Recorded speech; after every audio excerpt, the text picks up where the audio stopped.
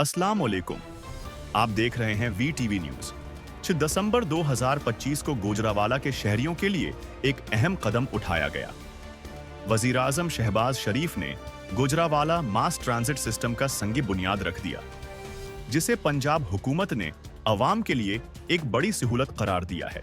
तकरीब से खिताब में वजीर आजम ने कहा कि ये मंसूबा सिर्फ पब्लिक ट्रांसपोर्ट नहीं, बल्कि शहरियों की जिंदगी आसान बनाने और वक्त बचाने का जरिया होगा।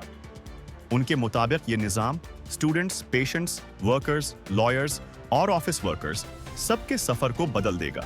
तफसीलात के मुताबिक ये मंसूबा 62.7 अरब रुपए की लागत से एक साल में मुकम्मल होगा। 30 किलोमीटर लंबी येलो लाइन एमिनाबाद से गखार मंडी तक रोजाना 51,000 मुसाफिरों को सहूलत देगी।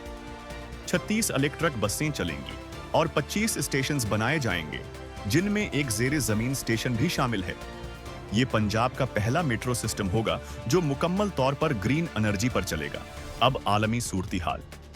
गजा के अतराफ से 6 दिसंबर को आने वाली इत्तलाआत ने दुनिया को एक बार फिर झंझोड़ कर रख दिया है।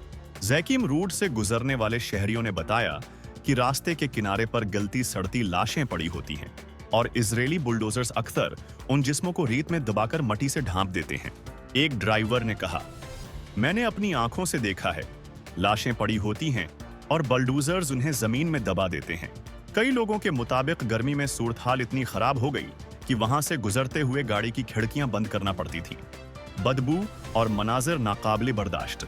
ये वो तलख हकीकत है जो बैटल फ्रंट से दूर बैठे लोग नहीं देख पाते। ये था 6 दिसंबर 2025 का वीटीवी बुलेटिन।